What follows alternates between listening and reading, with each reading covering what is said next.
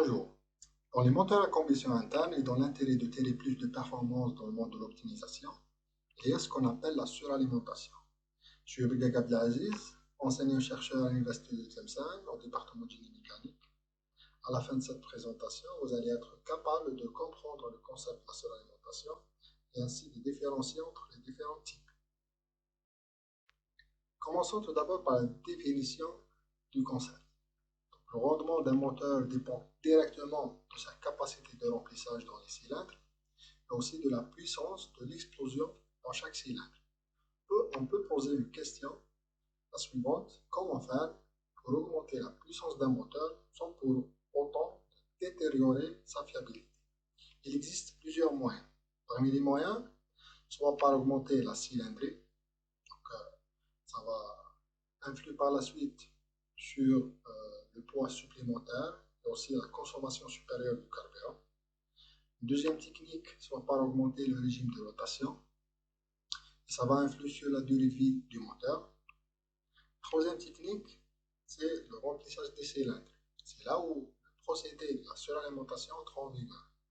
Donc c'est un procédé qui vise à augmenter le rendement d'un moteur sans augmenter sa vitesse de rotation. Donc, cette technique va permettre d'envoyer plus d'air dans le moteur au lieu de se limiter à l'aspiration naturelle. Revenir un petit peu sur l'historique et pourquoi cette technologie. Le premier moteur suralimenté a vu le jour en 1910. Il s'agissait donc d'un moteur rotatif à deux temps. Il a été construit par Murray Willott.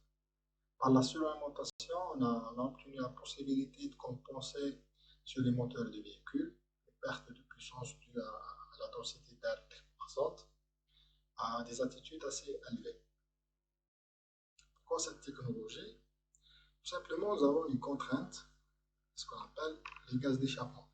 Donc, les gaz d'échappement des véhicules automobiles sont reconnus comme l'un des principaux facteurs qui contribuent à la pollution et aussi au changement climatique. Par ailleurs, dans un effort pour atteindre la législation sur les émissions et aussi de compléter les objectifs de réduction de CO2 et arriver à économiser le maximum de carburant, la suralimentation est parmi les technologies qui ont été adoptées afin de fournir des niveaux élevés d'énergie et également est considérée comme l'une des solutions efficaces pour réduire les émissions de CO2. Passons maintenant aux différents types de la suralimentation. Commençons par la compression mécanique. Donc la suralimentation par compression mécanique, c'est quoi? C'est une rotation d'un compresseur lié au vilebrequin du moteur par l'intermédiaire d'une croix ou d'une chaîne. On peut distinguer aussi la suralimentation par compression mécanique à l'aide d'un moteur électrique. Pour cela, un compresseur est entraîné par un moteur électrique, ce qui permet de produire une augmentation immédiate de la pression grâce à des réponses rapides de la batterie. On peut distinguer aussi la suralimentation par turbocompresseur.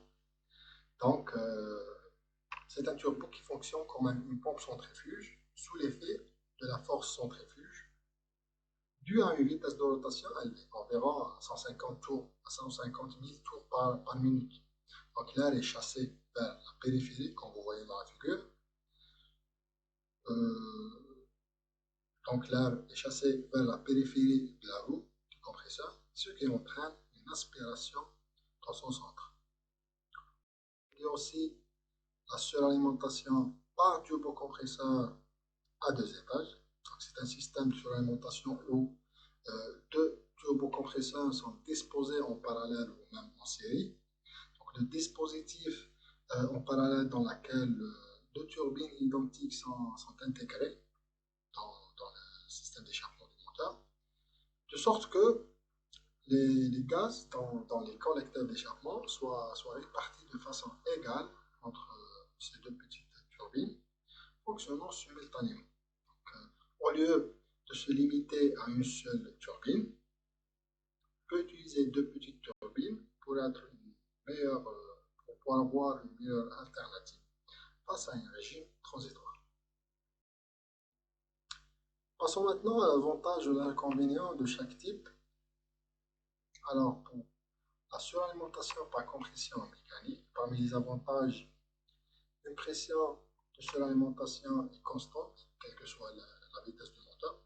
Cet avantage offre une bonne réponse de l'accélérateur. Parmi les inconvénients, on peut avoir une pression du collecteur d'admission peut dépasser la pression de l'air provenant du compresseur. Donc cette différence provoque un refoulement de l'air vers le compresseur. Cela déstabilise le bon fonctionnement du compresseur jusqu'à la pression atteindre l'équilibre.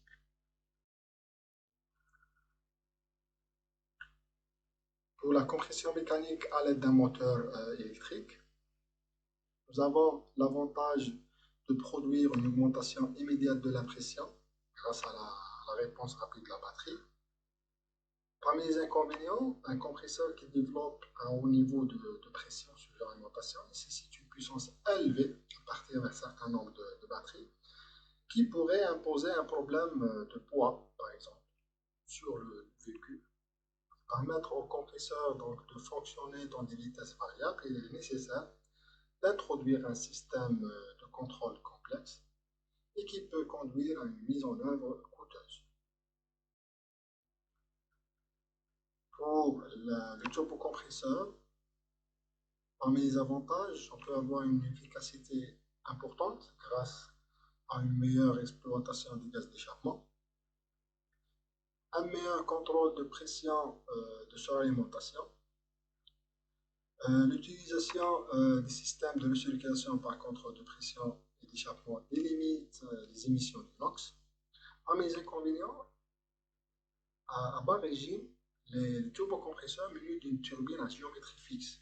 Ça va par la suite produire moins de puissance. Pour le turbocompresseur à deux étages, parmi les avantages, un rapport de pression plus élevé grâce à une série de compressions successives, aussi une meilleure réponse transitoire dans les faibles accélérations.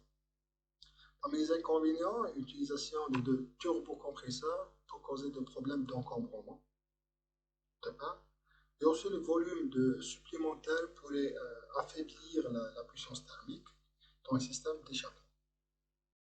Passons maintenant aux contraintes subies de la suralimentation. On sait très bien que plus le remplissage du moteur augmente, plus le turbo est efficace. Ça c'est clair. Cette escalade entraîne des pressions et des températures dans les chambres de combustion pouvant détruire le moteur. Quand la pression désirée atteint la dérivation contrôlée, comme vous voyez le point 1, donc une dérivation par une soupape, c'est-à-dire contrôlée par une soupape, permet de diminuer le flux de gaz échappé. Parmi les exigences et les précautions pour pouvoir tirer plus d'avantages de ce concept, il y a ce qu'on appelle la suralimentation refroidie. Donc, le refroidissement de l'air, comme vous voyez dans la figure, à une température de 100 degrés, peut avoir une température qui peut arriver jusqu'à 50 degrés Celsius en gardant la même pression constante. Donc, on utilise un échangeur, ça va par la suite améliorer les performances de la suralimentation. Chaque abaissement de 10 degrés de la température d'admission, ça va permettre une augmentation de puissance d'environ 3%. Voilà, on est arrivé à terminer le cours. On va passer maintenant à l'activité proposée. On vous demande de répondre à la question suivante. Quels sont les différents éléments qui caractérisent le procédé de la suralimentation? Les réponses seront présentées sous forme d'une présentation orale, en fichier PowerPoint. Donc, les présentations sont programmées entre deux séances de cours. Vous pouvez consulter le cours, il est disponible sur la plateforme. Donc, n'hésitez pas à me contacter en cas de questions ou de difficultés, ou même de besoin de clarification sur l'adresse mail suivante. Je vous remercie de votre attention.